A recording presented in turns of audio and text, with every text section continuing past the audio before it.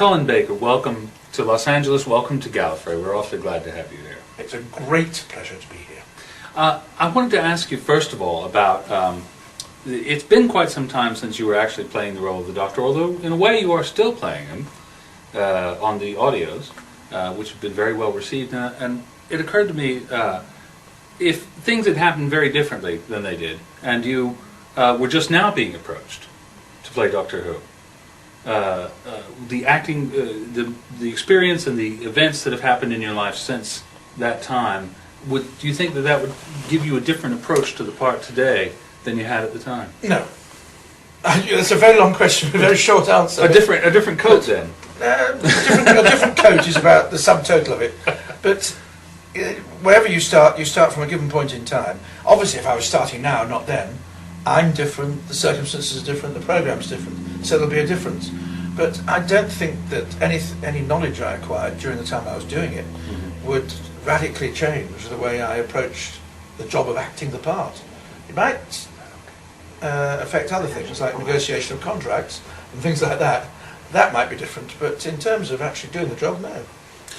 It's I meant to bother you during one of your panels with a very simple but deceptively simple question. It's funny how it all turned out, isn't it? It is, but that's, you can say that at any time about anything in any endeavour in life. And you've done an awful lot of remarkable things. You were president of the COTDEF. Chairman, sorry. Yeah. And you've done large numbers of stage plays. You did some pantos, I understand? Yes, I've done about 20 of those over the years. years. And now you're doing some Doctor Who audios and a lot of them, yes. Some other projects as well. Are you doing any non-Doctor Who projects at the moment? I'm doing a play called Corpse, written by Gerald Moon, which is about twin brothers each trying to kill the other, and they hire a hitman, and I play the hitman.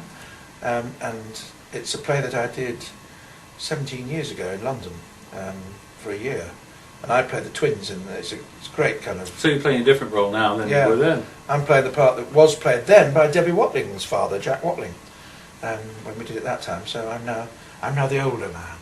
I'm playing the older man parts, and I'm in the middle of.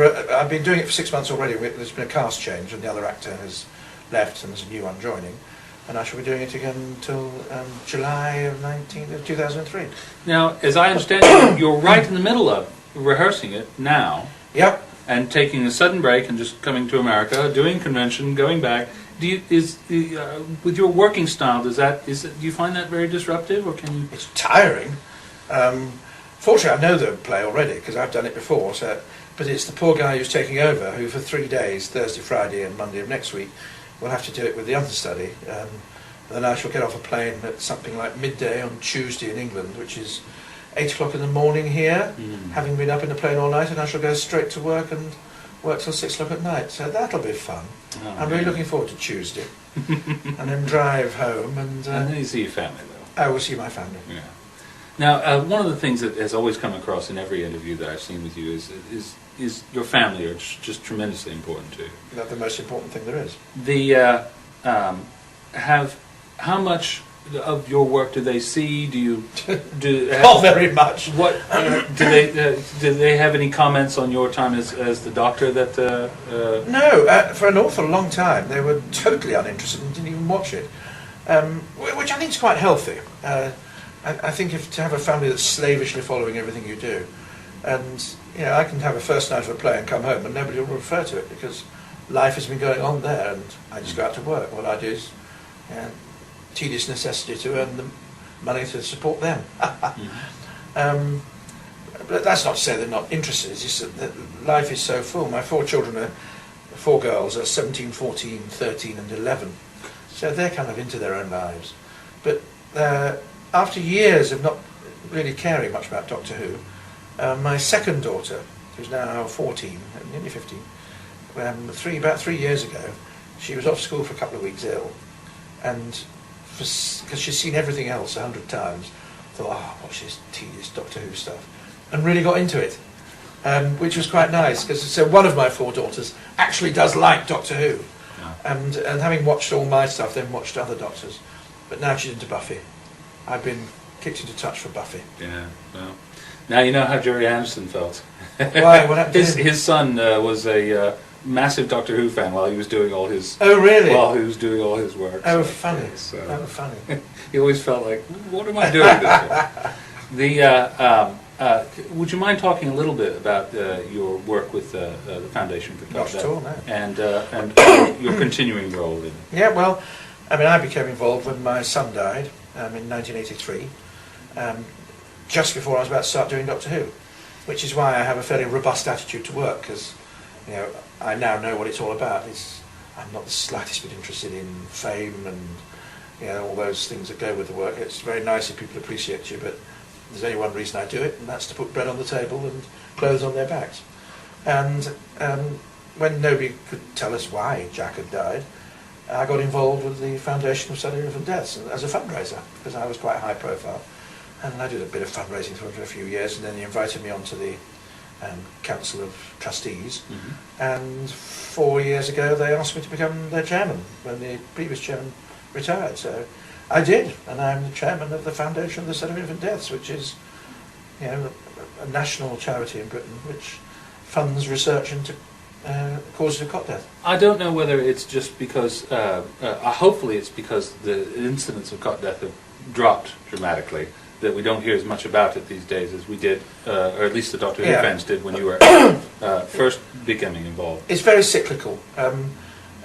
For instance, in Britain, it came into prominence in the last week because about 6 months ago, a woman was sentenced to life imprisonment for killing her baby because 2 died of cot death within 3 years, and I mean it was cot death, but the particular experts they had in court said it couldn't possibly happen twice, therefore it must have been. And on that kind of flimsy statistical evidence, they claimed it was a chance of 1 in 7 million, therefore it couldn't have happened. Well, people enter the lottery every week on chances substantially more than that, and somebody wins. So the converse, and the odds are wrong anyway, their statistics are wrong. Anyway, she's been released because an appeal.